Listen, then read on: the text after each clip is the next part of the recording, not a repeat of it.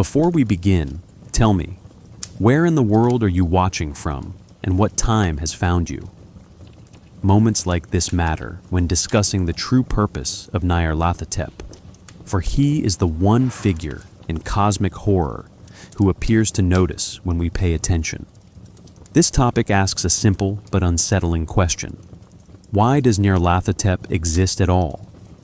Other cosmic beings drift through in different cycles, yet he moves with intent and speaks with clarity. That difference reshaped modern horror. It also gave writers a way to explore fear not through monsters, but through the collapse of meaning itself.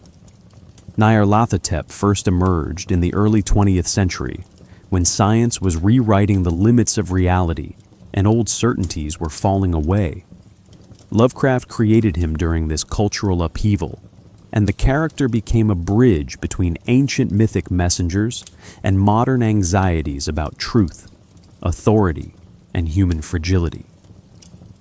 Scholars today see him as a turning point, a being who does not simply reveal terror, but shapes the conditions in which terror is understood. Consider this carefully. A figure designed to speak for forces beyond comprehension speaks too well. That is the twist at the heart of our topic. His clarity is the danger.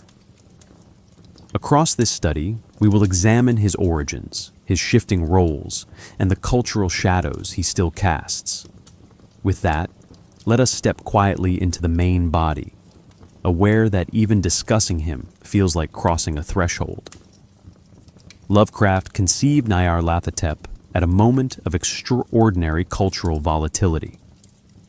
The year 1920 arrived after the combined shocks of World War I, 1914 to 1918, and the global influenza pandemic, 1918 to 1920, both of which destabilized confidence in human progress. The 19th century belief in linear advancement, driven by rationality, industry, and scientific achievement, had fractured. Nations that prided themselves on technological sophistication used that same sophistication to destroy millions. Institutions that promised stability faltered under unprecedented strain. In this milieu, Lovecraft produced a figure who embodies purposeful disruption rather than indifferent enormity. Letters written between 1919 to 1921 show Lovecraft wrestling with the era's intellectual disorientation. He expressed fascination and suspicion toward public demonstrations of scientific insight, the kind given by Tesla, Lodge, and other polymaths whose lectures drew large crowds hungry for revelation. Electricity, radiation, and radio waves suggested unseen forces shaping reality.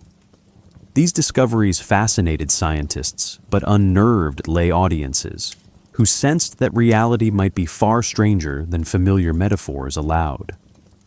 Lovecraft feared the rise of charismatic interpreters who wielded scientific language without stable grounding.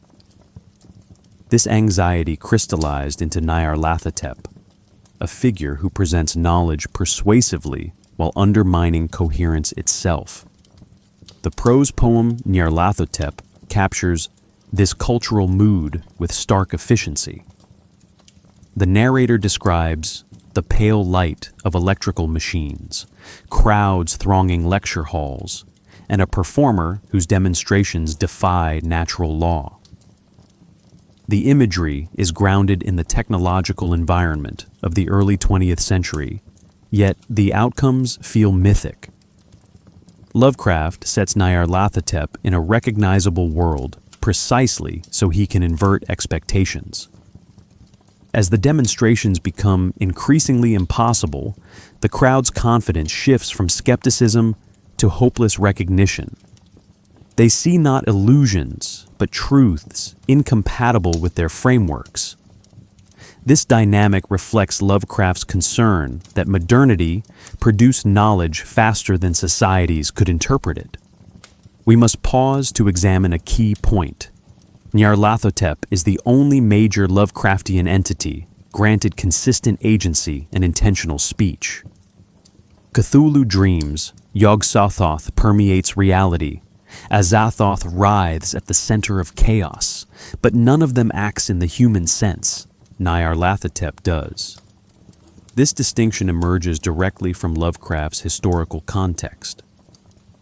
In an era where institutions collapsed and charismatic individuals shaped crowds, Lovecraft imagined a cosmic entity who uses communication itself as an instrument. Nyarlathotep does not represent violence. He represents the collapse of interpretive order. The impact of World War I cannot be overstated. Mechanized warfare demonstrated that technological progress did not bring wisdom. The war introduced chemical weapons, aerial bombardment, and industrial death. Young soldiers described the front as a machine world, stripping human agency from the conflict. Lovecraft, though not a combatant, absorbed these accounts through journalism, correspondence, and cultural discourse. Nyarlathotep reflects this mechanized disorientation. His demonstrations mimic technological spectacle, but the results resemble psychological detonation. The boundary between innovation and catastrophe blurs. The 1918 flu pandemic introduced a second wave of existential uncertainty. Mortality rates soared with little explanation. Scientists struggled to identify the cause. Governments failed to control the spread. Ordinary people realized that knowledge and authority could not protect them from unseen forces. This atmosphere of epistemic fragility informed Lovecraft's portrayal of Nyarlathotep. The character moves effortlessly through crowds already primed for collapse, offering explanations that feel plausible until their implications overpower understanding. Lovecraft's creative process also reveals a personal dimension. His letters describe recurring dreams of ruined landscapes, shifting identities, and cosmic messengers who revealed knowledge too vast for comprehension. Nyarlathotep appears to combine several of these dream figures into a single, coherent presence. The name itself arrived in a dream, according to Lovecraft's later recollection. The dream origin reinforces the character's dual role. He is both the product of psychological disturbance and the herald of cosmic destabilization. Nyarlathotep's ancestry lies not in any single myth, but in a constellation of cultural archetypes that share the theme of dangerous communication. Ancient societies frequently imagined figure types who moved between worlds, messengers, tricksters, interpreters of divine will. Yet Nyarlathotep diverges from all of them in ways that reveal Lovecraft's modern orientation. Where traditional messengers clarify meaning, Nyarlathotep destabilizes it. Where tricksters disrupt social norms to expose deeper wisdom, Nyarlathotep disrupts without restoring equilibrium. This inversion positions him as a distinctly 20th century creation, shaped by philosophical pessimism and epistemic anxiety. Comparisons to Egyptian tradition arise first because of Nyarlathotep's name, though the resemblance is intentionally superficial. Egyptian deities bearing the Hotep suffix, Imhotep, Ptahhotep, Neferhotep, often embody wisdom, creative order, or peaceful resignation. Lovecraft repurposed this phonetic fragment while stripping it of semantic value. Nyarlathotep does not bring peace. He brings collapse. The recognizable syllable creates an illusion of interpretability that the character immediately undermines. This technique illustrates a broader pattern in Lovecraft's work. The use of pseudo-archaic language to evoke antiquity while resisting firm cultural placement. The trickster archetype offers another compelling comparison. Figures like Hermes, Loki, and Eshu navigate liminal zones between worlds and roles. They deceive, transform, and test boundaries. Yet their actions typically reinforce cosmic or social balance after disruption. Nyarlathotep differs in a crucial way. He provides no restorative arc. His disruptions are not corrective. They reveal that balance never existed. He represents the collapse of frameworks rather than their recalibration. This distinction aligns Nyarlathotep with early modernist sensibilities, where fragmentation and uncertainty become structural conditions rather than temporary crises. Western esoteric traditions also contribute antecedents. The late 19th and early 20th centuries witnessed a surge in spiritualist movements, theosophy, and occult societies, each promoting revelations about hidden cosmic truths. Figures such as Madame Blavatsky and Aleister Crowley blended ancient symbolism with modern mysticism, creating systems that promised enlightenment through esoteric study. Lovecraft observed these movements with skepticism. Nyarlathotep emerged partly as a critique of charismatic figures who claimed privileged insight.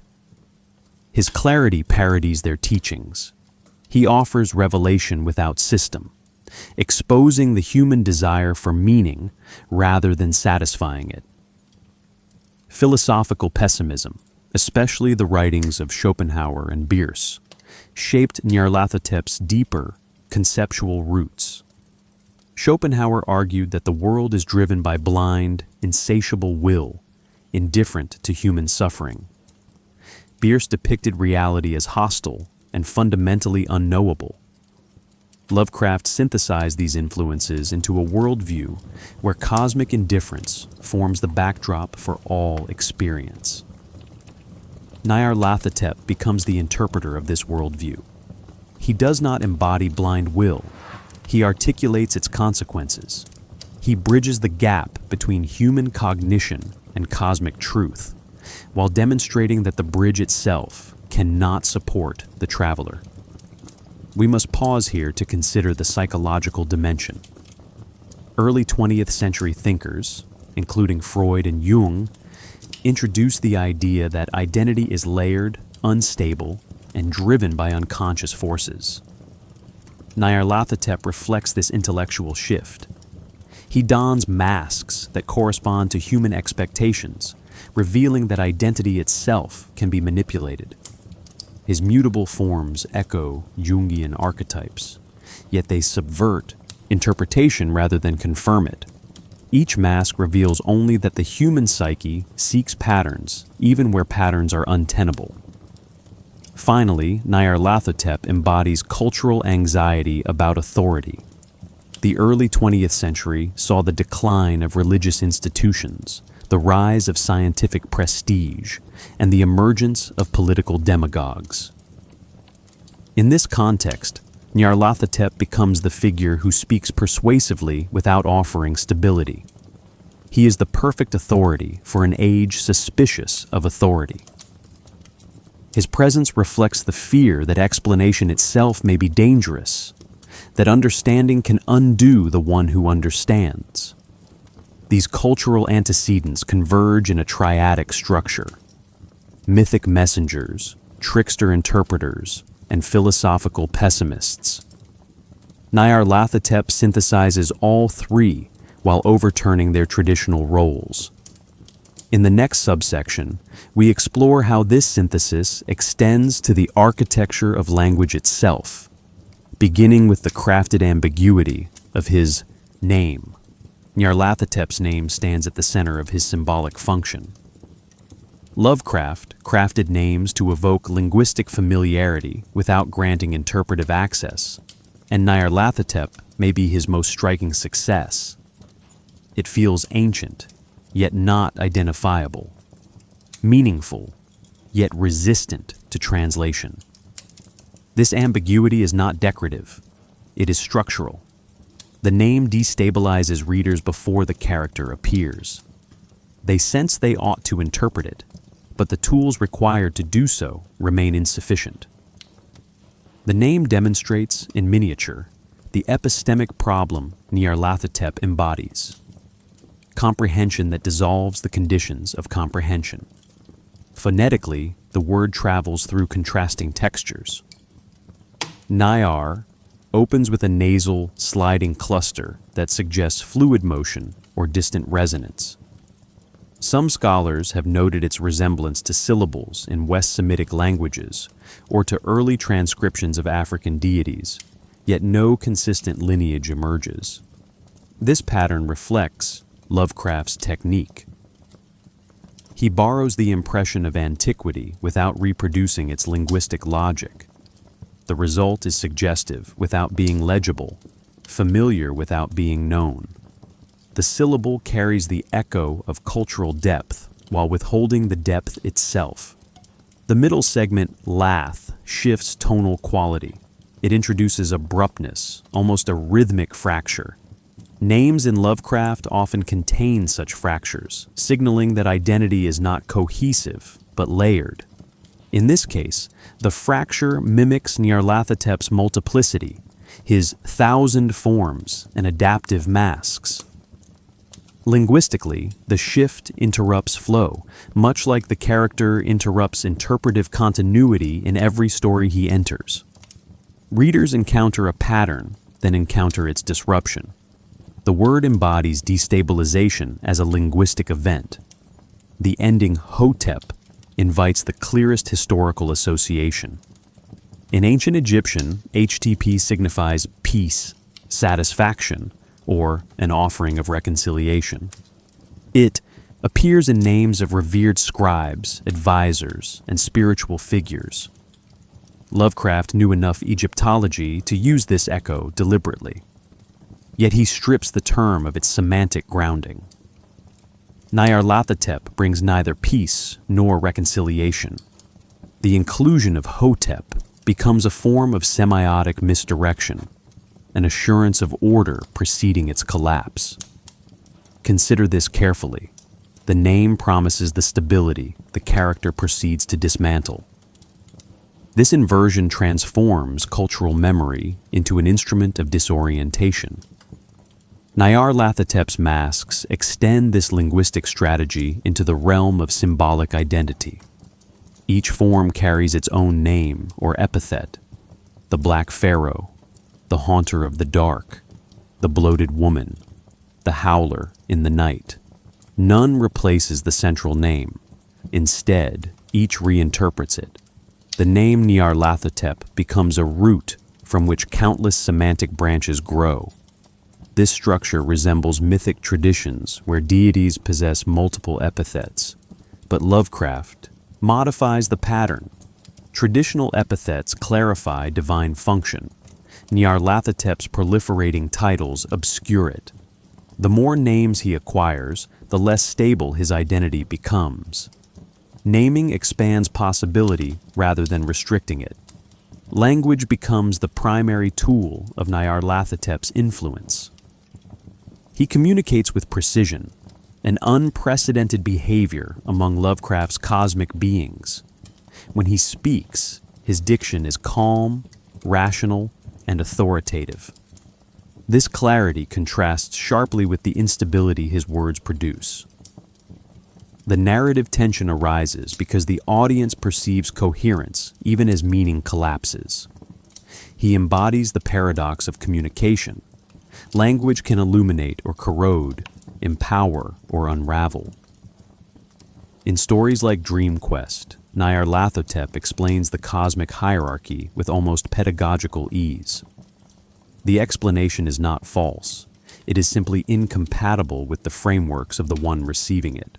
We must pause here to consider the implications of a being whose linguistic presence destabilizes meaning.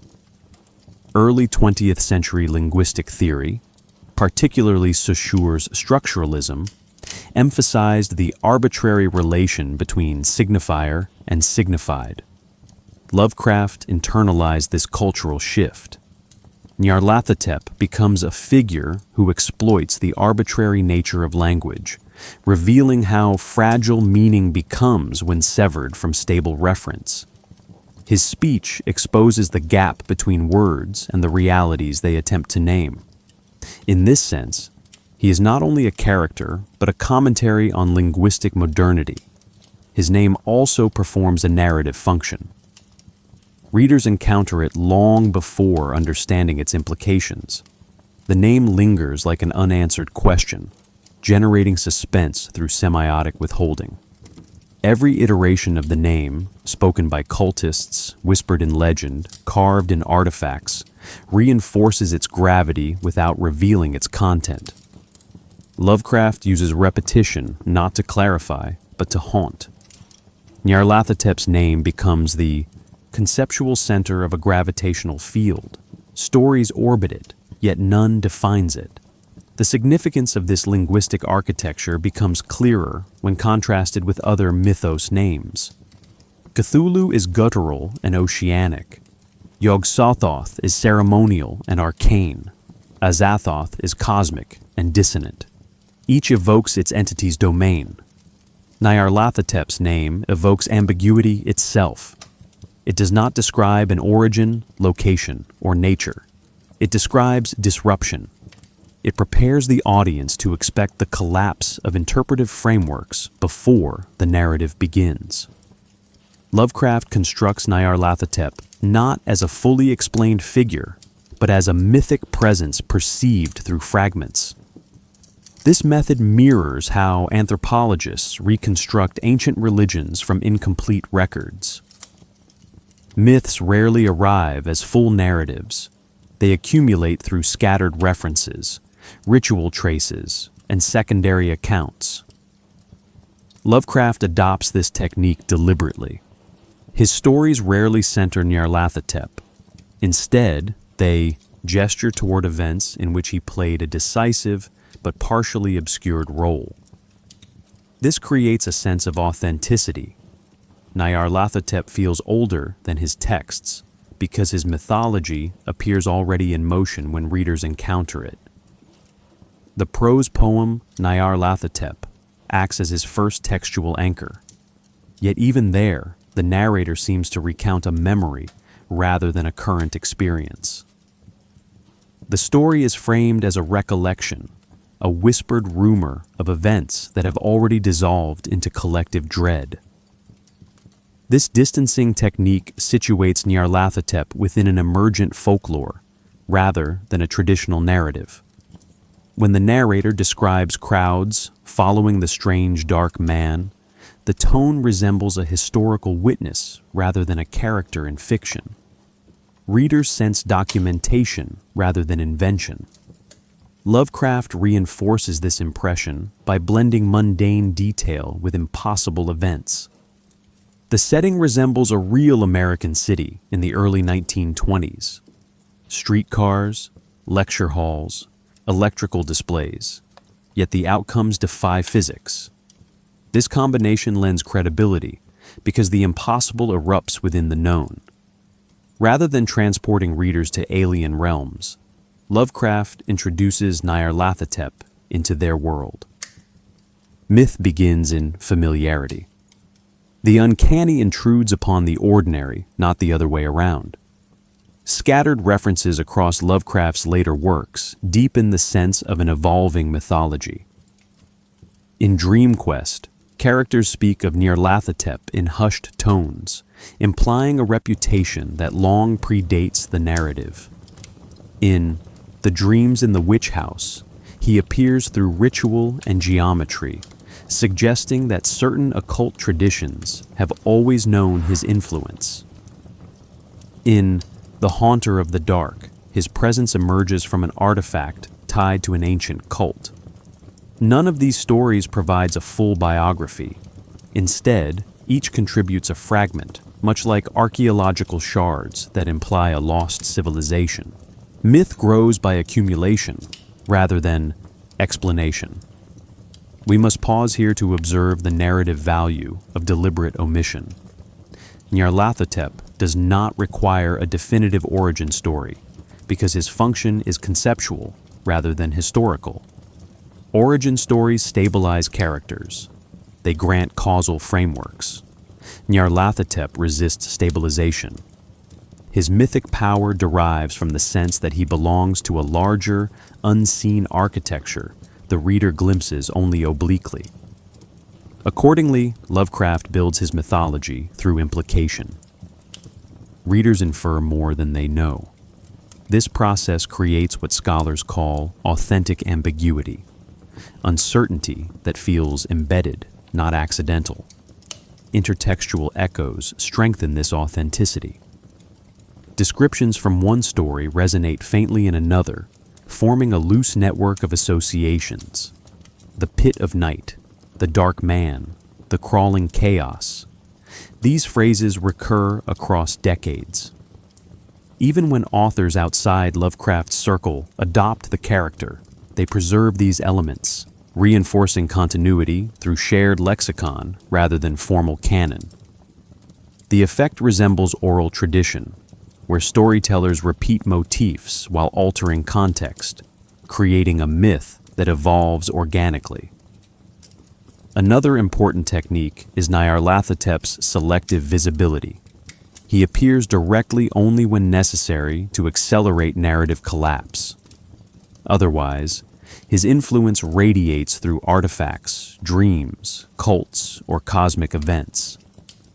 This design reflects mythic messengers who appear intermittently, often at moments of crisis or transformation.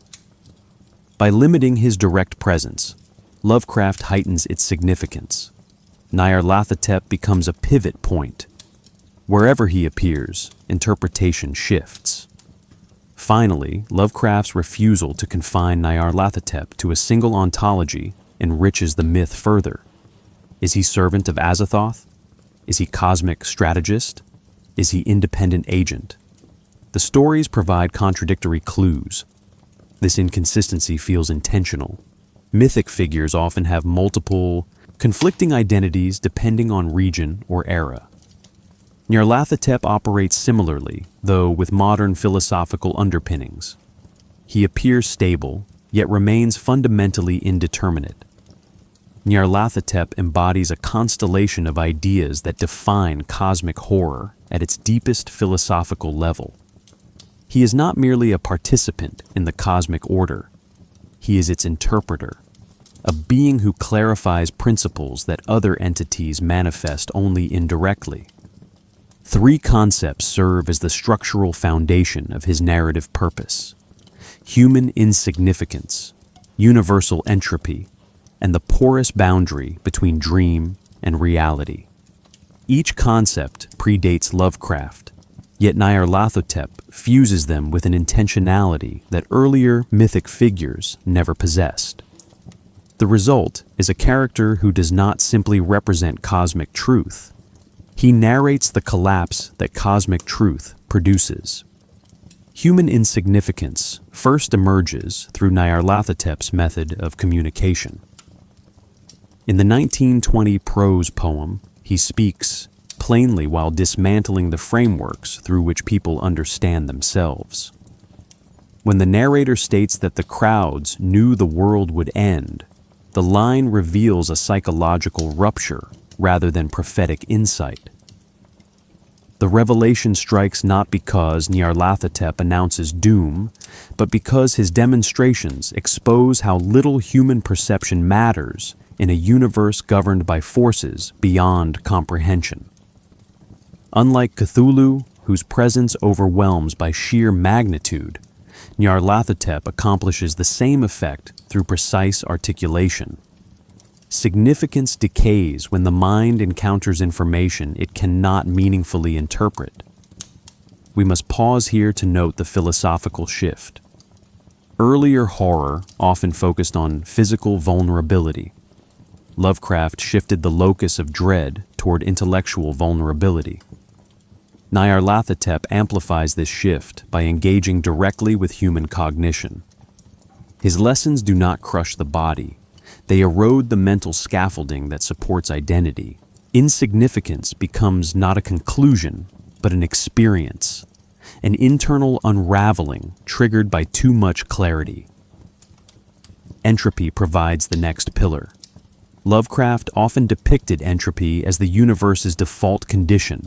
Civilizations rise briefly before collapsing into forgotten ruins. Stars burn and die. knowledge decays. Nyarlathotep's narrative function magnifies this theme. In Dream Quest, he reveals that the gods of Earth are merely fleeting entities in a larger cosmic system. Their retreat signals that structure itself is temporary. In The Haunter of the Dark, entropy manifests through the shining trapezohedron, which reveals glimpses of cosmic antiquity older than human history. Blake's visions do not expand understanding. They erode it. The more he sees, the more the coherence of his world dissolves. Nyarlathotep does not create entropy, he interprets it. He represents the moment when observers recognize entropy as a governing principle rather than an anomaly. Conventional narratives often personify decay through chaotic forces. Nyarlathotep inverts this pattern. He brings entropy through order, through demonstrations, explanations, and revelations that appear structured and rational. The paradox is crucial. Entropy becomes terrifying when expressed coherently because coherence suggests inevitability. His calm instruction forces characters to witness decline as a fundamental truth rather than a contingent disaster. The final concept, dream reality, emerges through Nyarlathotep's ability to traverse states of consciousness without transformation. Dreams in Lovecraft often expose deeper truths, yet they usually retain symbolic distance. Nyarlathotep removes that distance. In Dream Quest, Carter discovers that dream geography obeys cosmic forces rather than personal psychology. When Nyarlathotep appears in both dream and waking worlds unchanged, he reveals that consciousness is not a sanctuary, the boundary meant to protect the inner world from the outer one proves permeable. This collapse resonates with 20th century anxieties about the subconscious. Freud suggested that dreams reveal internal conflict. Lovecraft extends the idea by suggesting they reveal external indifference. Nyarlathotep's presence in dreams also underscores the idea that cognition itself participates in cosmic reality. When Carter faces him, the dream becomes an epistemic trap. Nyarlathotep uses Carter's desire for knowledge as the mechanism of collapse. The dream does not shield Carter. It accelerates the dissolution of his assumptions. The implication stretches beyond fiction. If dreams and waking states share a common architecture, then the mind has no private refuge from truths that exceed its capacity. Together, insignificance, entropy, and dream reality form a triadic philosophical structure. They reveal a universe where comprehension becomes corrosive, where order exposes decay, and where consciousness cannot confine itself to safe boundaries. Nyarlathotep embodies this triad not through brute force, but through articulation. He speaks the language of collapse fluently. As we transition to the next subsection, we examine the cosmic entities surrounding him and the ambiguous hierarchy he navigates, an environment that clarifies his position while deepening the mystery of his purpose. Nyarlathotep occupies a distinctive locus within the cosmic hierarchy, a position defined not by raw power, but by conceptual function. While other Lovecraftian beings overwhelm the senses or distort time, Nyarlathotep orchestrates understanding. He serves as messenger to Azathoth, interpreter of the Old Ones, and infiltrator of human systems. Yet none of these roles fully determine him. The ambiguity is not accidental, it is structural. Nyarlathotep exists where cosmic forces and human cognition intersect, operating as the sole entity capable of translating the unfathomable into coherent, destructive clarity. Azathoth provides the first anchor for understanding his role. Often described as the blind idiot god at the center of reality, Azathoth symbolizes mindless cosmic activity, motion without meaning, creation without intention. Nyarlathotep stands near this chaotic core, yet he alone possesses articulate will. The Necronomicon fragments describe him as the soul and messenger of Azathoth, but the metaphor remains ambiguous. Does he represent Azathoth's only avenue of intentional expression? Or does he operate independently, using proximity to the center as a source of authority? Lovecraft provides no definitive answer, and the uncertainty itself becomes meaningful. Nyarlathotep's position suggests that communication arises from chaos, yet communication does not eliminate chaos. He translates the unthinkable without aligning himself to it. In contrast, the great old ones, Cthulhu, Yig, Shub-Niggurath, operate according to vast, impersonal rhythms. They are geological, biological, or astronomical forces embodied as entities. They do not negotiate or instruct. Their influence emerges through dreams, tides, cycles, or corruption of physical law. Nyarlathotep, however, operates through discourse. He does not wait for cosmic alignment. He chooses his moments. This difference clarifies his narrative function. The great old ones overwhelm by presence. Nyarlathotep overwhelms by relevance. His interventions occur at the precise points where human understanding becomes vulnerable. We must pause here to consider the masks. Each mask reflects a specific interface tailored to particular human contexts. The Black Pharaoh speaks to cultures steeped in ancestral memory. The bloated woman appears where social systems are stressed. The faceless god functions in environments defined by anonymity or bureaucratic collapse. These forms do not hide Nyarlathotep. They reveal him. Each mask expresses a facet of his strategic engagement. They are not disguises. They are instruments of alignment.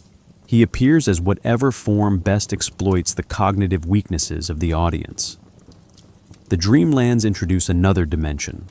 Most entities transcend the dream-waking boundary with difficulty or transformation.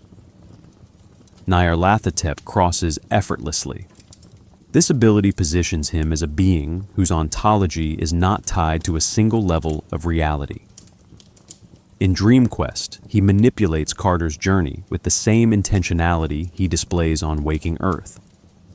The consistency of his presence across ontological boundaries suggests that he serves as a connective tissue within the mythos, a being whose nature integrates consciousness, cosmos, narrative, and metaphysics. His involvement with cults further illustrates his functional role.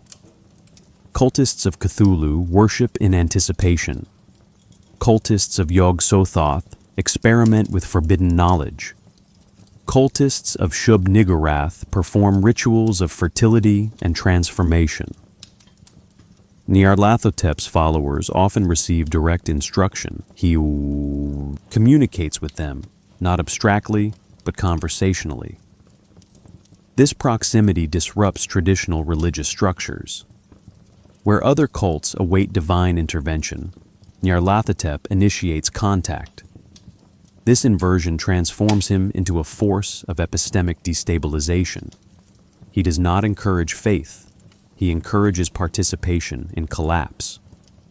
His place in the cosmic hierarchy becomes clearer when viewed through a triadic model. Azathoth symbolizes mindless totality. The great old ones symbolize indifferent magnitude. Nyarlathotep symbolizes translation, the point at which incomprehensible forces become articulate. This articulation is fatal. His purpose is not to reveal meaning, but to expose the incompatibility between meaning and cosmic truth. He is the only entity who chooses to interact with humanity because interaction itself is destructive. Human encounters with Nyarlathotep differ fundamentally from encounters with any other cosmic force in Lovecraft's universe. Most entities, induce madness through scale, incomprehensibility, or sensory overload. Nyarlathotep induces madness through comprehension. The distinction is crucial. He does not shatter minds by exceeding their limits. He shatters them by drawing them past thresholds they were never meant to cross. His influence reveals an uncomfortable truth. Madness becomes the inevitable consequence of cognitive overexposure. In the 1920 prose poem, the crowd's descent begins not with terror, but with curiosity. They willingly gather to witness Nyarlathotep's demonstrations, expecting marvels or enlightenment. This expectation forms the psychological trap. He performs with calm precision, blending scientific language with impossible effects. Observers do not flee, they attempt to interpret. Their interpretive effort becomes the mechanism of collapse. When they follow him into the nocturnal wasteland, they do so because his explanations have destabilized their internal frameworks. The madness that follows reflects an epistemic failure, not an emotional reaction. We must pause here to examine the structure of this failure. Psychologists describe schema violation as an event that contradicts foundational assumptions. Mild violations create surprise. Severe violations trigger cognitive crisis. Nyarlathotep specializes in extreme violations delivered through coherent presentation.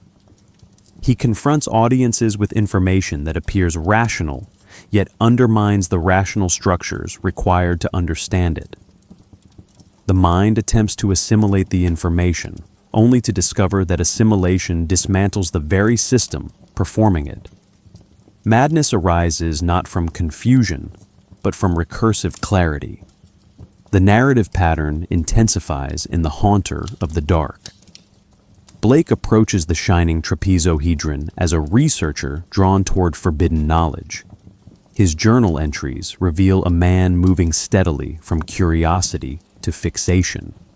The critical point occurs when he experiences visions of alien worlds described as frozen deserts beneath impossible stars. These visions feel internally consistent, as though they obey a different but coherent set of principles. Blake's mind falters not because the images overwhelm him, but because the coherence of the images contradicts the coherence of the world he inhabits. The tension becomes unsustainable. Madness fills the interpretive gap.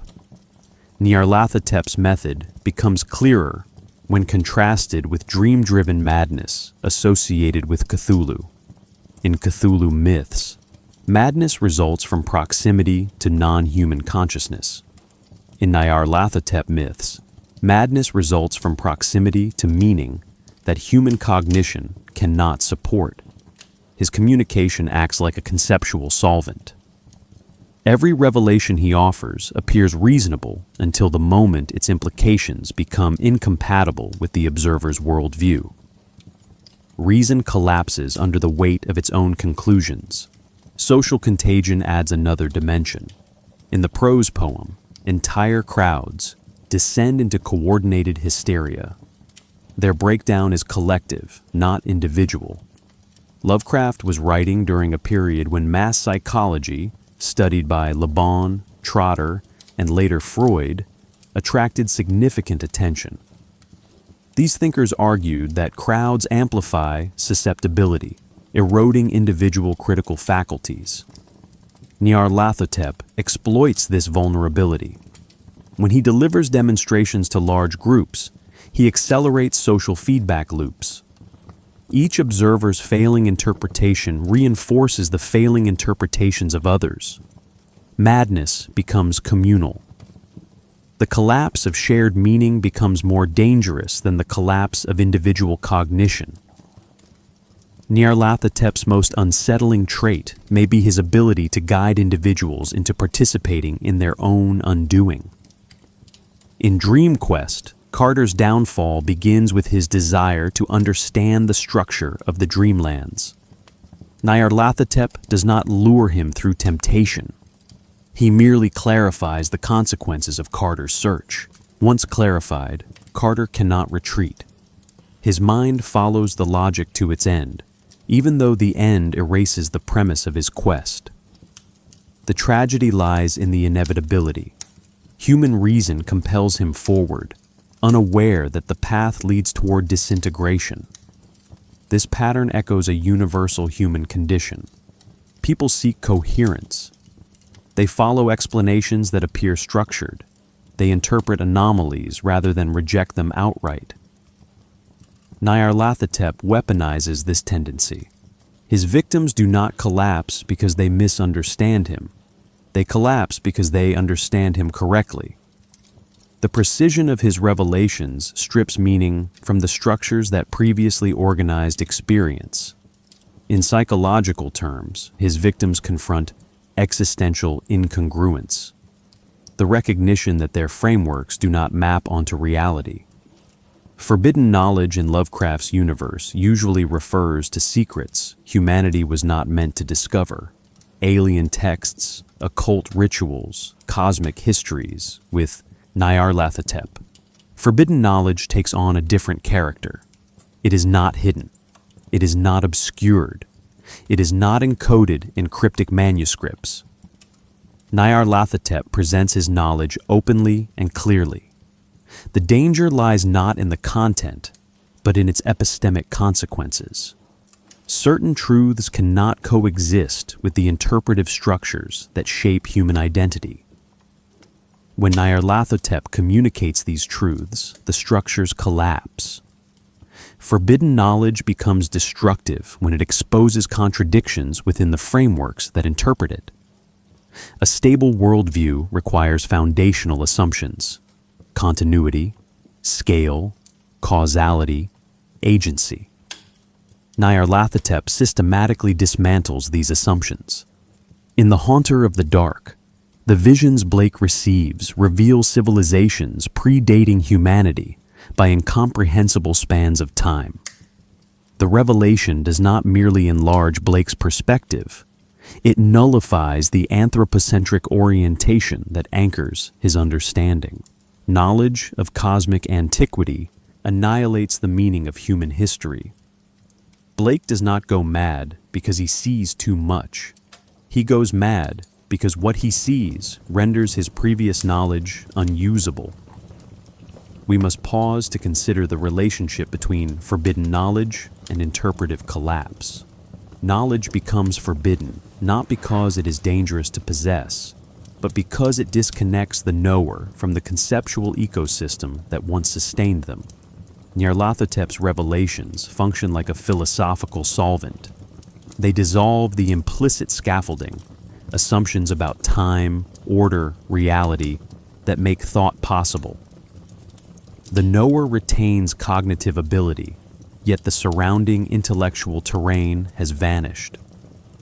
This dynamic is visible in Dream Quest, where Carter's discovery that the gods of Earth are fugitives destabilizes his entire quest. Carter sought transcendence. Nyarlathotep clarifies that transcendence does not exist within the system Carter inhabits. This knowledge overturns the narrative logic Carter relied upon. His motivations collapse because the structural assumptions supporting them no longer hold. Forbidden knowledge here is not a secret.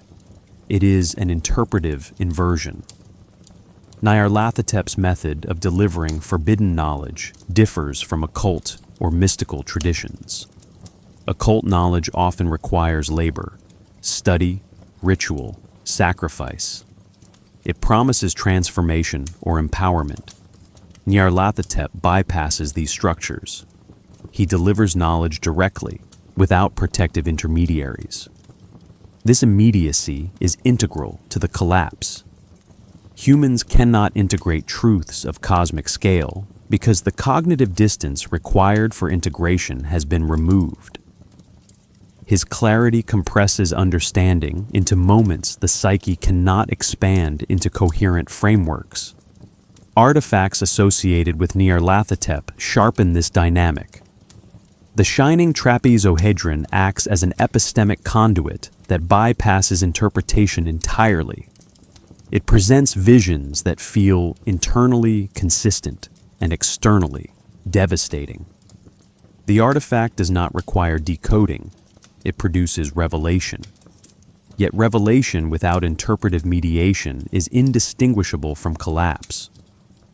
For Blake, the trapezohedron becomes a device that amplifies cognition until cognition fractures. The artifact reveals reality as a layered system of incompatible structures. Forbidden knowledge also carries a social dimension. When revealed collectively, it fractures communities. Shared reality depends on synchronized beliefs. Nyarlathotep's revelations desynchronize them. In the prose poem, once the crowd sees beyond the boundaries of ordinary perception, communal meaning disintegrates. People no longer share frameworks. They share only confusion. Forbidden knowledge becomes socially corrosive because it dissolves the interpretive consensus that makes society functional. Epistemic collapse, the final stage, occurs when the mind attempts to resolve contradiction through reinterpretation but finds no stable ground. At that moment, meaning ceases to function. Characters exposed to Nyarlathotep often experience derealization. The world remains visible but loses structure. They perceive relationships without context, causes without continuity. Their suffering arises not from terror, but from disorientation. They remain conscious, yet untethered. Nyarlathotep's true purpose becomes visible here. He is not merely a messenger or manipulator. He is the embodiment of a philosophical principle. Some truths, when made explicit, dismantle the apparatus of knowing. Forbidden knowledge is only forbidden because cognition cannot survive it. Nyarlathotep reveals this incompatibility through action, speech, and demonstration. Nyarlathotep's earliest textual appearances reveal a character already functioning as a destabilizing force rather than a traditional antagonist. Lovecraft introduces him not through exposition, but through atmosphere, as though readers are encountering a figure whose mythology has existed for centuries before the narrative. This technique grants Nyarlathotep an unusual authenticity in the mythos. He emerges not as a discovery, but as a re-emergence, an entity returning to visibility rather than entering the world for the first time. The 1920 prose poem, Nyarlathotep, establishes his foundational narrative pattern. The story unfolds as a memory spoken with the solemnity of testimony. Its opening lines, Nyarlathotep, the crawling chaos, I am the last, signal that the narrator has already crossed the threshold into interpretive collapse. This framing positions Nyarlathotep as an agent whose influence lingers within the psyche long after physical contact ends. The narrator describes the crowds who follow Nyarlathotep from lecture hall to wasteland, noting their progressive detachment from ordinary perception. The transition from curiosity to disintegration marks a pattern repeated in later stories. Nyarlathotep appears at moments when the structures that organize human meaning have already begun to strain. A notable feature of this first appearance is Nyarlathotep's relationship to technology. His demonstrations use electrical devices, scientific instruments, and luminous mechanisms reminiscent of early 20th century exhibitions. This choice grounds the supernatural within the aesthetics of modern progress.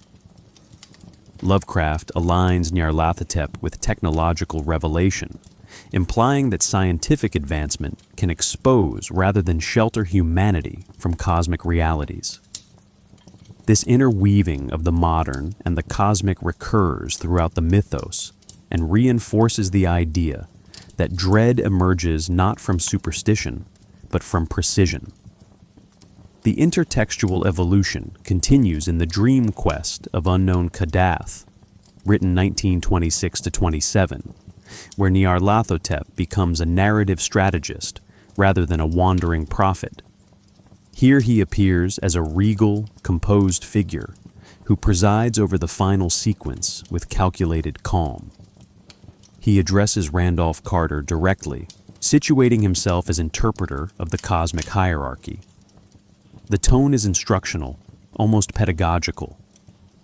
Nyarlathotep clarifies that the gods Carter seeks are fleeing entities, terrified of deeper cosmic powers.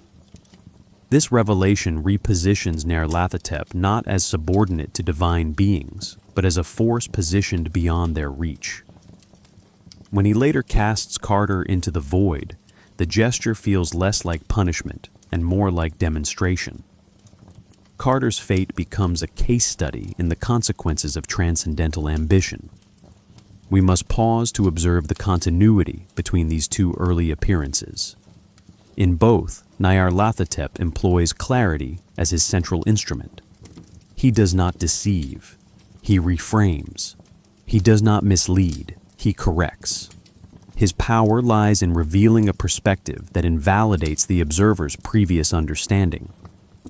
Readers experience this shift inductively through narrative transitions. Crowds losing orientation, Carter losing metaphysical grounding, showing that Nyarlathotep's presence induces collapse by expanding perception beyond sustainable limits. Interference with dreams forms another connecting thread. In both texts, Nyarlathotep navigates dream and waking realms with equal stability. The prose poem ends with imagery resembling shared nightmare, while Dream Quest places him at the apex of dream reality. These parallels imply that Nyarlathotep's domain is not spatial, but cognitive. He rules wherever interpretation falters, wherever meaning becomes porous, wherever consciousness reveals more than it can integrate. Later references in Lovecraft's stories reinforce these foundational traits. Brief mentions in The Dreams in the Witch House, Fungi from Yog-Sothoth, and other works depict Nyarlathotep as a figure known across cultures, eras, and dimensions. His name appears as whispered rumor, ritual invocation, or fragmentary legend. This narrative dispersion creates the illusion of a vast mythic structure underlying the stories, a structure Lovecraft hints at but never defines. The effect mirrors the archaeological layering of real-world mythologies, where fragments hint at larger cosmologies preserved only in traces. Taken together, these early appearances establish Nyarlathotep as the mythos conceptual axis. While other entities symbolize cosmic indifference or biological monstrosity, Nyarlathotep embodies the collapse of understanding. His intertextual presence creates continuity across stories without fixing ontology. The character becomes a gravitational center for themes of clarity, collapse, and cognitive destabilization. As we transition to the next subsection, we examine how these themes concentrate within one major case study, the Haunter of the Dark, where Nyarlathotep's influence takes on its most psychologically intricate form. The Haunter of the Dark, 1935, stands as Nyarlathotep's most explicit appearance in Lovecraft's later career and offers a rich case study in the mechanics of epistemic collapse. Although Nyarlathotep manifests through an avatar, the Haunter, the story structure, imagery, and thematic logic all link directly to his broader narrative function. The tale explores how revelation transmitted too efficiently becomes destructive, and how seekers of knowledge become participants in their own undoing. The protagonist, Robert Blake, arrives in Providence as a writer drawn toward atmospheric obscurity. His curiosity leads him to the deserted church of Starry Wisdom, where he encounters both the cult's history and its central artifact, the shining trapezohedron. Lovecraft describes the object with meticulous attention to perceptual distortion. a window into all of time and space, an infinite gulf of blackness, shapes of darker shadow moving. These phrases establish the trapezohedron not as a mystical tool, but as an epistemic device, a mechanism designed to reveal truths that violate terrestrial cognition. Once Blake gazes into the artifact, Nyarlathotep's presence begins to permeate the narrative. The visions he receives depict landscapes under alien suns, vast cities constructed by pre-human civilizations, and remote voids where monstrous shapes drift without reference to human concepts. Unlike dream imagery, which often carries symbolic coherence, these visions operate as literal glimpses of cosmic reality. The clarity is what destroys Blake. He does not misinterpret the images. He understands them too well.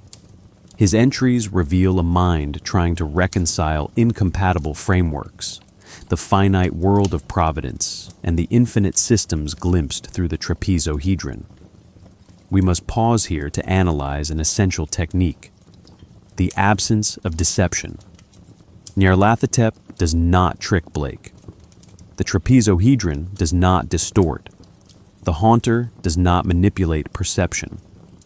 Every revelation Blake receives corresponds to a genuine cosmic structure. The danger lies entirely in the interpretive consequences. Forbidden knowledge becomes self-propelling. Blake continues to stare because what he sees appears orderly, even elegant. Yet that order contradicts the order that sustains his world. The result is epistemic tension escalating toward collapse. The haunter, an avatar of Nyarlathotep, emerges only when the conditions for collapse have matured. Its form remains indistinct, described as a shapeless blackness with burning eyes. The ambiguity is functional. While many mythos creatures overwhelm the senses through grotesque detail, the haunter overwhelms by resisting perceptual fixity. Its shapelessness mirrors the dissolution of Blake's worldview. It is less a monster than the embodiment of cognitive contradiction, the shadow cast by the light of revelation. The story emphasizes cycles of darkness and illumination. Blake can perceive the haunter only in darkness. Electric light repels it temporarily. This contrast echoes the prose poem, where Nyarlathotep see demonstrations rely on luminous technology to expose deeper darkness. The motif suggests that illumination and shadow are not opposites, but sequential stages of cognitive breakdown. Light reveals structures. Darkness reveals consequences. Nyarlathotep moves between both states, using each as necessary. When the final blackout strikes Providence, Blake's fate becomes inevitable. The collapse of external light reflects the collapse of internal clarity. Nyarlathotep's avatar approaches not as a predator, but as the conclusion of a thought Blake cannot complete. His final journal entry, "I see it now, I see it," captures the reversal at the center of Nyarlathotep's function. Understanding does not resolve horror. It consummates it. Intertextual echoes amplify the story's resonance. The starry wisdom cult recurs in later mythos expansions, often linked to Nyarlathotep's wider network of followers. The trapezohedron becomes a recurring artifact associated with cyclical awakenings. Blake's fate parallels other characters drawn toward revelation. Carter, the narrator of the prose poem, even minor figures in The Dreams in the Witch House. Each follows a similar trajectory: curiosity, exposure, expansion, collapse. Nyarlathotep appears at the fulcrum of each arc, guiding perception to the point where perception cannot sustain itself. The dream quest of unknown Kadath offers a complementary, and in some ways deeper, portrait of Nyarlathotep's narrative function. Unlike the Haunter of the Dark, where his presence erupts through an artifact and an avatar, Dream Quest situates him as an active architect of the protagonist's fate. The story explores a different dimension of his purpose, not merely the transmission of catastrophic knowledge, but the orchestration of narrative collapse. Randolph Carter's journey becomes a controlled experiment, demonstrating how desire, aspiration, and metaphysical longing can be transformed into vectors of unmaking. Carter's quest begins with longing for a beautiful sunset city glimpsed in dreams, a city representing an ideal of aesthetic fulfillment. His search carries echoes of classical heroic narratives, Odyssean wandering, Dantean descent, mythic trial, but the structure steadily deteriorates. As Carter traverses dream realms populated by ghouls, zoogs, moonbeasts, and forgotten gods, the familiar logic of quest narratives remains superficially intact. Yet the underlying logic becomes unstable. Locations shift without warning. Allies prove unreliable. Even Carter's own memories fluctuate in clarity. These disruptions foreshadow the revelation waiting at the story's end. The dream city he seeks is not a destination, but an impossibility. Nyarlathotep appears only in the final chapters, yet his influence saturates the entire structure. The gods of Earth flee from him. Dreamlands tremble at his movements. Even distant races whisper his name. Lovecraft uses absence to intensify significance. Readers sense Nyarlathotep long before he emerges, experiencing his presence as a gravitational pull around which narrative coherence bends. This framing prepares the audience for the climactic encounter, where Nyarlathotep reveals himself not as antagonist, but as interpreter, the one who explains the true stakes of Carter's quest. When Carter finally stands before him, Nyarlathotep adopts a human guise described with regal sharpness: tall, dark, calm, composed.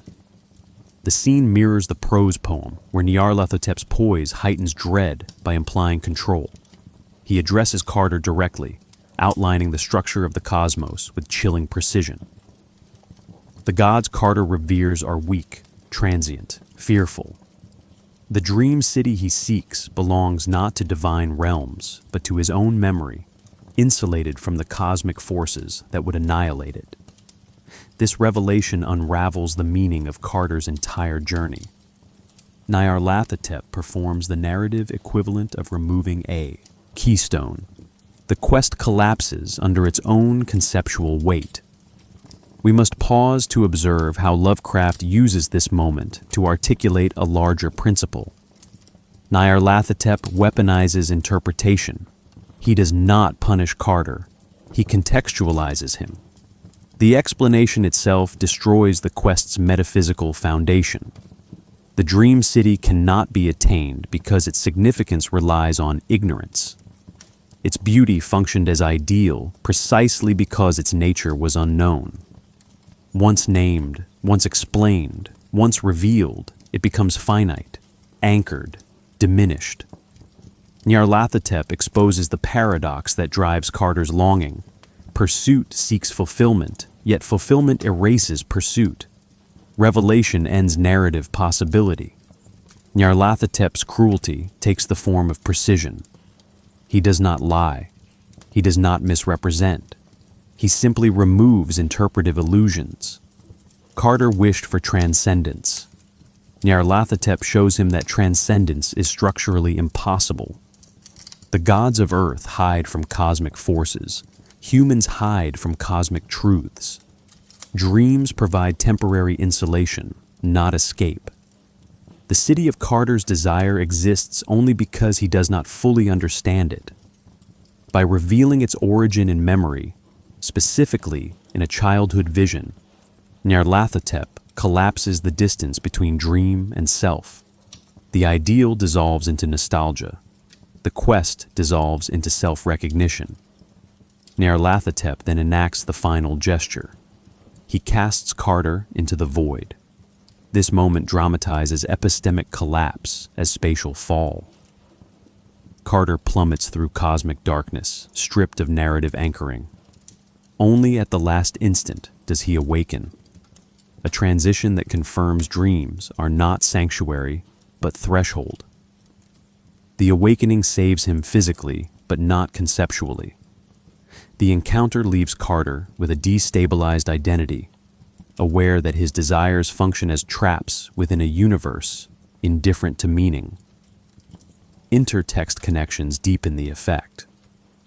The Carter of Dream Quest links to earlier stories, the E.E. Statement of Randolph Carter, 1919, The Unnameable, 1923, and The Silver Key, 1926, where dream exploration, metaphysical longing, and identity dissolution recur. Nyarlathotep's role across these texts becomes clearer when viewed cumulatively. He appears whenever Carter's search approaches the limits of coherence. He enters the narrative not to obstruct, but to finalize, clarifying the conditions under which the quest becomes impossible to complete. This pattern reinforces Nyarlathotep's status as an interpreter of limits rather than a destroyer of worlds. Following Lovecraft's death in 1937, Nyarlathotep underwent significant interpretive transformation as later writers expanded the mythos. These expansions reveal shifting cultural anxieties and evolving understandings of cosmic horror. They also expose tensions between Lovecraft's original vision and its later systematizations. Nyarlathotep, as a concept, resists rigid structure. Attempts to codify him often reveal as much about the interpreter as the entity. Examining these expansions provides insight into how cosmic horror adapts to new eras, while preserving its core philosophical essence. August Derleth played the most influential role in early mythos codification. Seeking coherence where Lovecraft cultivated ambiguity, Derleth imposed a quasi-theological structure on cosmic entities. He classified the outer gods and great old ones into elemental categories, framing Nyarlathotep as a servant of cosmic evil in a moralized universe. This reinterpretation narrows the scope of Nyarlathotep's purpose. Instead of embodying epistemic collapse, he becomes an agent of darkness. Yet even in Derleth's system, Nyarlathotep retains attributes that resist alignment. His multiplicity, his charisma, his unique capacity for communication. These remnants preserve fragments of Lovecraft's original conceptual design. We must pause to consider why Derleth's system diminishes Nyarlathotep's potency. Cosmic horror thrives on interpretive instability. Derleth introduces structure where Lovecraft introduced collapse. In Lovecraft's world, Nyarlathotep undermines meaning. In Derleth's, he enforces it.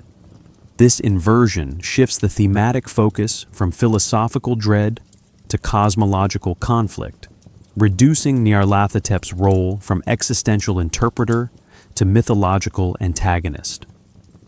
Yet Derleth's influence endures because it provided a scaffolding for later writers to either accept or reject. Subsequent authors used Nyarlathotep to explore new narrative directions. In Brian Lumley's contributions, he becomes more theatrical, an architect of spectacles manipulating cultists and cosmic forces with elaborate flair. Lumley preserves Nyarlathotep's cunning, but amplifies his personality, making him a figure of dramatic menace rather than existential disturbance. The shift reflects the era's genre preferences, where readers expected clearer antagonism and more structured, narrative stakes. In contrast, Ramsey Campbell deepened Nyarlathotep's psychological dimension. Campbell's The Faces at Pine Dunes and other works depict Nyarlathotep's influence as subtle, corrosive, and embedded within human institutions. Campbell emphasizes confusion, loss of identity, and conceptual distortion. These interpretations align more closely with Lovecraft's epistemic themes. Campbell modernizes Nyarlathotep by embedding him in bureaucratic landscapes, decaying urban spaces, and fractured memories, environments where meaning already teeters on collapse. More recent writers, such as Caitlin R. Kiernan, approach Nyarlathotep as a postmodern construct. Kiernan's stories often interpret cosmic entities as narrative forces rather than literal beings. Nyarlathotep becomes a device through which the story comments on itself, a reflection of the instability of language, genre, and subjectivity. This direction resonates strongly with contemporary anxieties about interpretation. In Kiernan's hands, Nyarlathotep embodies the tension between narrative coherence and narrative dissolution. Other expansions conceptualize Nyarlathotep through metaphors of technology. Modern authors depict him as a presence within networks, transmissions, or data structures, an entity whose communication adapts to digital landscapes. This interpretation draws from Lovecraft's original alignment of Nyarlathotep with scientific demonstration. Technology now occupies the role once held by electrical apparatuses and esoteric devices. Writers explore how exposure to information, whether through screens or signals, becomes a vector for psychological collapse. The adaptation feels natural because Nyarlathotep's purpose has always centered on the danger of interpretation. Across these expansions, three tendencies emerge. Some writers attempt to systematize Nyarlathotep, turning him into a theological or mythological figure. Others emphasize his psychological influence, framing him as an agent of conceptual destabilization. Still others use him to interrogate narrative form itself. Despite these differences, one trait remains constant. Nyarlathotep acts through communication. Whether as cosmic envoy, manipulative deity, or postmodern symbol, he operates at the threshold where meaning breaks. Nyarlathotep's migration into the domain of rumor, hoax, and alleged real-world sightings reveals how thoroughly he has transcended the boundaries of fiction.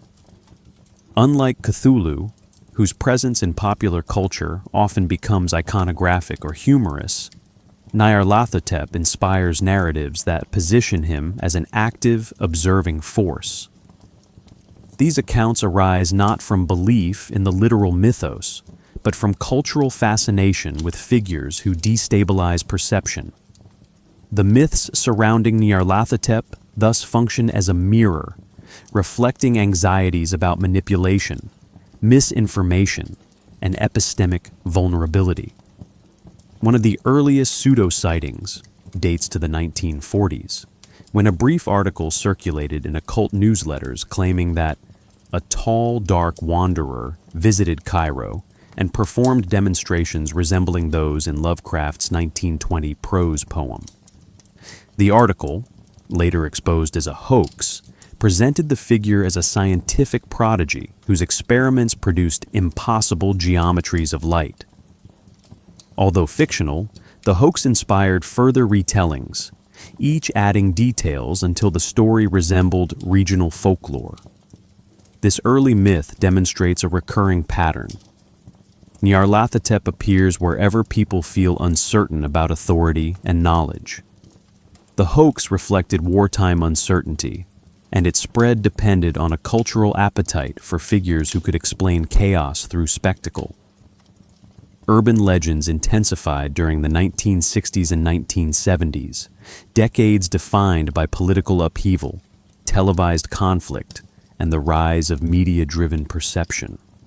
Stories emerged of a black pharaoh appearing at protest rallies, large concerts, or moments of civic unrest.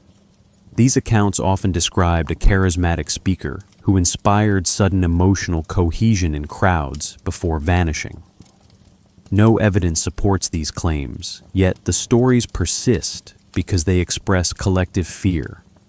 The fear that movements and beliefs can be shaped by forces invisible to those experiencing them. Nyarlathotep became shorthand for ideological manipulation, a metaphor embedded within narrative rather than argument. We must pause to consider why Nyarlathotep, rather than other cosmic beings, generates this specific category of legend. His core trait, communication that destabilizes, aligns naturally with anxieties surrounding propaganda, misinformation, and charismatic authority. Urban legends often grow around figures who stand at the threshold between knowledge and influence. Nyarlathotep embodies that threshold. He is not a monster encountered in isolation. He is an interpreter whose presence implies that interpretation itself is under threat. Legends about him rarely describe attacks or physical harm. They describe encounters with explanation, moments when someone speaks too clearly, too convincingly, too calmly. The digital age accelerated these myths.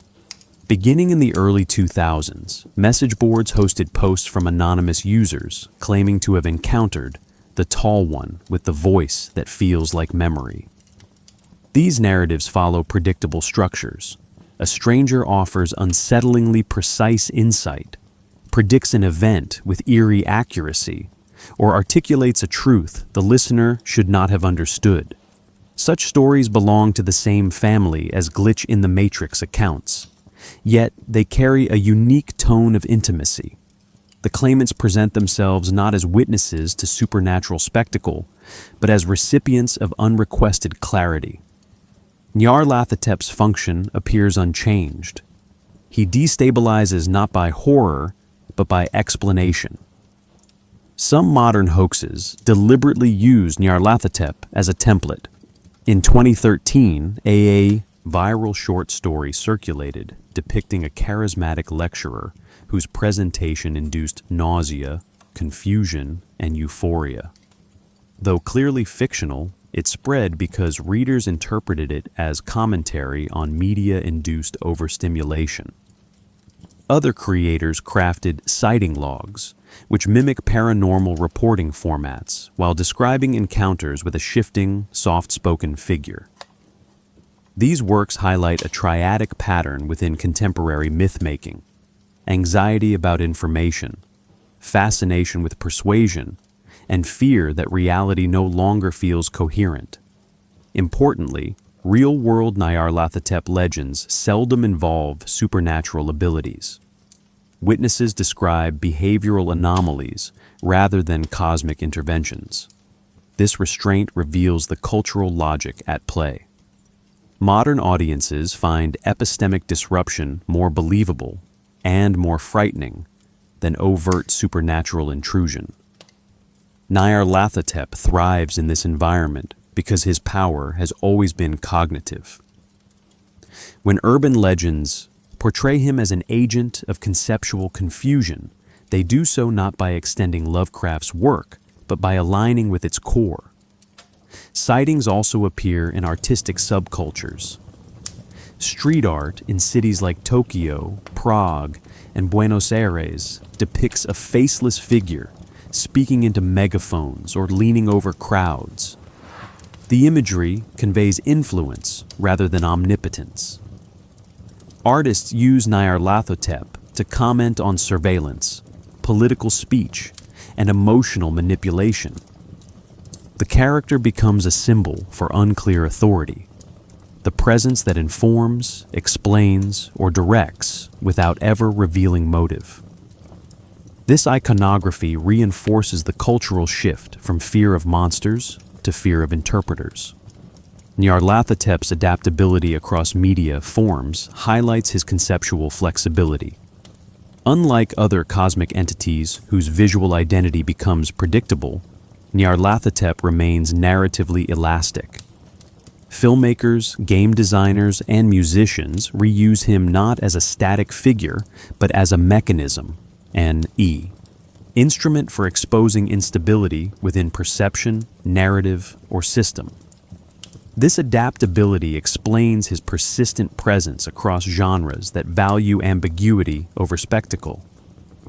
film offers the clearest demonstration of how Nyarlathotep can be translated without being literalized. Independent productions such as Kadath, The Lost City, 2020, and The Crawling Chaos, 2012, place him in roles emphasizing charisma rather than monstrosity. Directors often portray him as a sharply framed silhouette or a calm figure situated in stillness. Instead of relying on special effects, they rely on timing, silence, and gaze. Nyarlathotep's power emerges through contrast.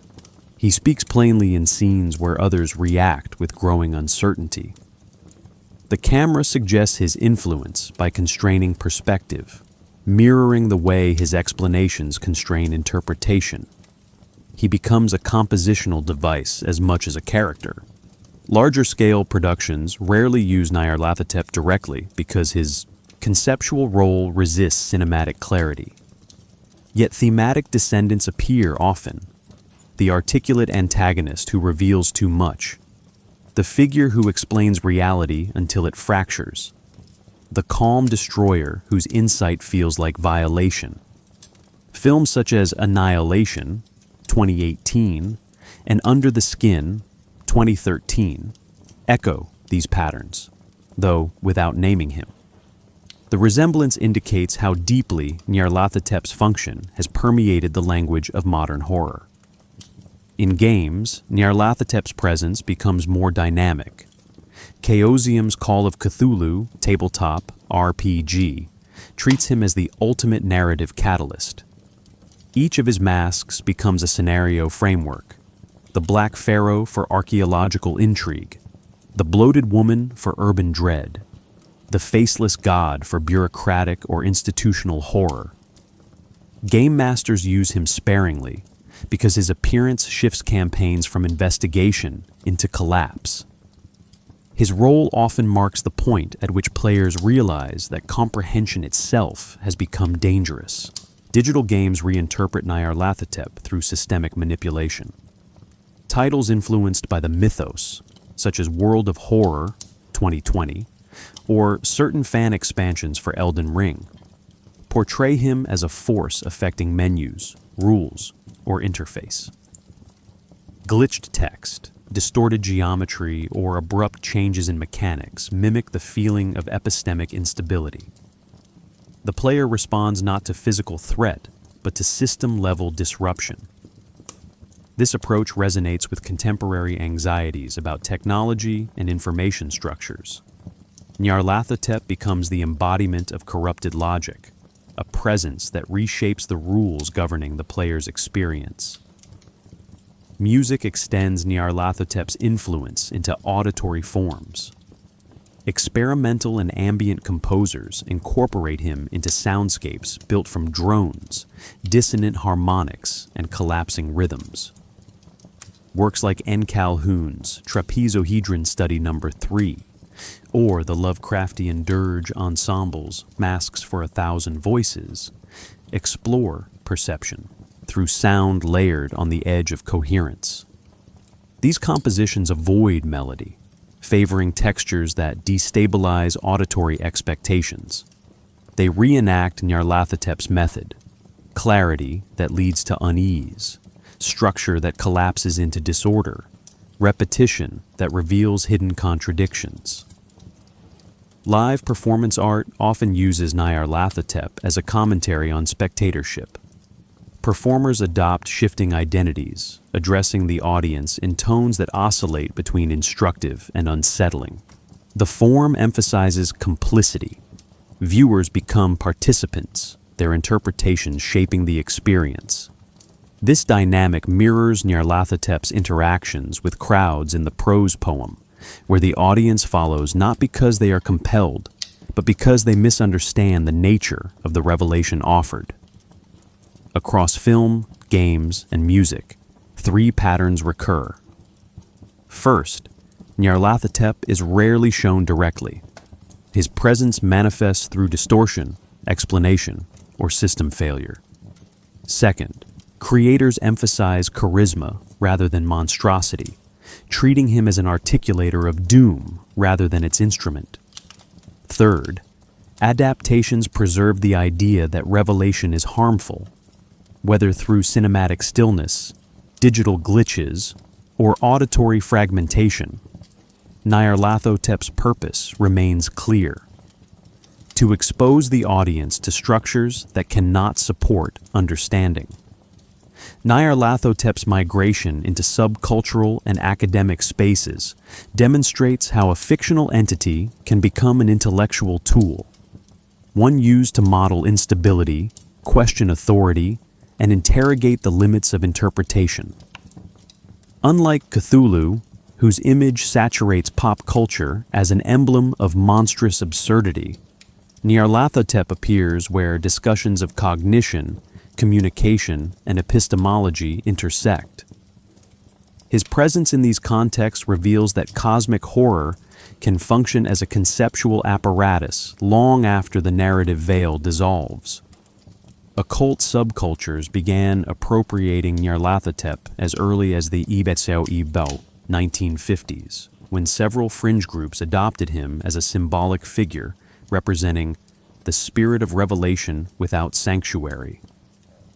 These groups, more performative than metaphysical, used Nyarlathotep as a metaphor for transformation through conceptual upheaval.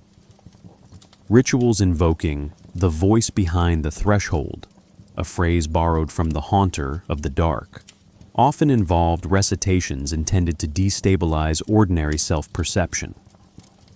Practitioners described Nyarlathotep not as a literal entity, but as an archetype standing for insight that undermines identity. His appeal lay in his capacity to erode certainties while offering no stable replacement. In more recent decades, online occult communities interpret Nyarlathotep through a psychological lens. Forums discuss him as the embodiment of shadow clarity, the recognition that self-understanding can lead to dissolution rather than growth. Participants treat him as a symbolic representation of the risks inherent in introspection. This symbolic reading aligns with Lovecraft's original function: knowledge as destabilization. These groups rarely seek interaction with an external being. Instead, they use Nyarlathotep to articulate the fear that internal insight may reveal contradictions too deep to reconcile. Parallel appropriations occur in ironic or surreal digital subcultures. On platforms that thrive on layered humor, Nyarlathotep appears as a shorthand for over-analysis or unwelcome clarity. When a user explains a topic with unnerving thoroughness, others may respond with, "Ah, yes, the crawling chaos has spoken." The humor depends on recognition. Clarity itself can feel destabilizing. These communities transform cosmic dread into social commentary. They preserve Nyarlathotep's function by inverting its emotional charge. Instead of terror, they express discomfort through comedy. The phenomenon highlights a truth of the digital age. Interpretation does not need to be catastrophic to feel threatening. Academic interest intensifies these patterns. Scholars across literature, philosophy, media studies, and psychology examine Nyarlathotep as a figure representing the instability of meaning. In literary theory, he appears frequently in discussions of narrative authority. Researchers argue that Nyarlathotep undermines traditional structures by speaking clearly, yet destroying coherence. His speeches in Dream Quest exemplify this dynamic. He clarifies the cosmic order, only to reveal that clarity nullifies Carter's quest. Scholars treat this moment as a model of interpretive reversal, where explanation becomes the mechanism of narrative collapse. In philosophy departments, Nyarlathotep often emerges in conversations about posthumanism and epistemic limits. Since he operates across dream and waking states without ontological shift, he challenges human-centered categories of consciousness. Some theorists draw parallels between Nyarlathotep and emergent technological intelligences, systems that communicate with precision, yet operate beyond human intention. This comparison is not literal. It serves to expose the fear that intelligibility does not guarantee compatibility. Nyarlathotep represents the idea that agency can be articulate without being aligned with human values. We must pause to consider why Nyarlathotep appeals so strongly to academia. He embodies unresolved tension. He speaks yet destabilizes. He explains yet destroys meaning. He acts with purpose yet reveals a purposeless cosmos. His contradictions invite theoretical exploration because they mirror the contradictions embedded in modern intellectual frameworks. Scholars use him not as truth, but as provocation. He marks the boundary where interpretation falters. Political theory provides another lens. Certain analysts invoke Nyarlathotep when discussing charismatic authority deployed in destabilizing ways. They treat him as a metaphor for communicators who reveal too much truth or wield explanation to erode shared meaning. The figure becomes a symbol of epistemic vulnerability within democratic systems. This appropriation underscores the universality of Lovecraft's theme. Communication, when unconstrained by mutual understanding, can dismantle the conditions required for interpretation itself. Across these subcultural and academic appropriations, three functions recur. Nyarlathotep becomes a symbol for destabilizing clarity, a metaphor for interpretive vulnerability, and a tool for exploring cognitive limits. Each community adapts him to its own anxieties: ritualists to identity, digital humorists to discourse, academics to theory. Yet all return to the same conceptual core. Nyarlathotep reveals that understanding is not synonymous with safety. As we transition to the final subsection, we move beyond cultural adoption toward universal implication. What does Nyarlathotep represent not only in literature and subculture, but for the human condition itself? Nyarlathotep endures because he expresses a foundational tension within the human experience: the desire to understand the world and the fear that understanding may dissolve the self. His clarity differentiates him from other cosmic entities. While Cthulhu overwhelms through incomprehensible vastness, Nyarlathotep overwhelms through precision. He speaks in ways that reveal the fragility of cognitive frameworks. His lessons remain coherent, yet their implications unravel the listener's identity. This combination forms a psychological paradox. Comprehension becomes a threat. One of the most persistent implications concerns epistemic vulnerability. Humans rely on stable interpretive structures, beliefs, categories, narratives, to navigate reality. Nyarlathotep destabilizes these structures by exposing their limitations. His revelations undermine assumptions that grant the world coherence. In psychological terms, he triggers what clinicians describe as schema disintegration, a collapse of interpretive frameworks that support perception and meaning. Although Lovecraft wrote within a literary mode, the experiences he depicts parallel real mental states, such as derealization or existential disorientation. Characters do not lose contact with reality. They lose contact with the meaning that organizes reality. Nyarlathotep also forces confrontation with a philosophical dilemma. If the universe is fundamentally indifferent, what does this imply about meaning, agency, and identity? Lovecraft's protagonists often attempt to impose structure on a cosmos that does not respond.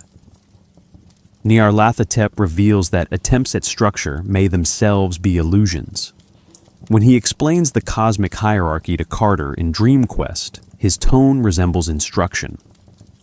Yet his explanation erodes the very concepts Carter depends upon: divinity, aspiration, order. The implication is not that meaning is absent, but that meaning may be incompatible with the universe that produced human consciousness. We must pause here to consider the emotional force of this implication. Humans instinctively equate clarity with safety. Nyarlathotep subverts this association. He reveals a universe where clarity exposes vulnerability, where knowledge removes the protective illusions that make coherent experience possible. His lessons strike at the intersection of cognition and emotion, demonstrating that thought cannot be isolated from the structures that sustain it. His presence reveals that the self is not destroyed by lies, but by truths too large to integrate. Another implication concerns authority. Nyarlathotep speaks with confidence, and that confidence itself feels dangerous. He embodies a type of authority that destabilizes rather than reassures, an authority built on precision rather than persuasion. In modern contexts, this trait resonates with fears surrounding technological systems, algorithms, and artificial intelligences that communicate clearly, yet operate without human values. Nyarlathotep becomes a metaphor for systems that explain too well, revealing complexities that overwhelm familiar frameworks. The comparison underscores an emerging cultural anxiety. Intelligibility does not equal benevolence. Nyarlathotep's ability to traverse dreams and waking states complicates another psychological boundary, the division between internal and external reality. Dreams often allow individuals to process contradictions. Nyarlathotep uses them to amplify contradiction. His presence in dreams suggests that inner life cannot shield individuals from destabilizing truths. The mind becomes another site of vulnerability, not a refuge. This inversion raises a philosophical question. What happens when the self becomes permeable to information that dissolves it? Finally, Nyarlathotep embodies the open-endedness central to cosmic horror. He acts with purpose, yet his ultimate purpose remains elusive. Does he seek humanity's destruction, enlightenment, demonstration, or does he merely fulfill the function intrinsic to his nature, clarifying realities that cannot sustain clarification? The stories provide no definitive answer, because definitive answers would undermine the thematic architecture. Nyarlathotep's ambiguity forces readers into the same cognitive space as his victims. Confronted with coherence that refuses resolution,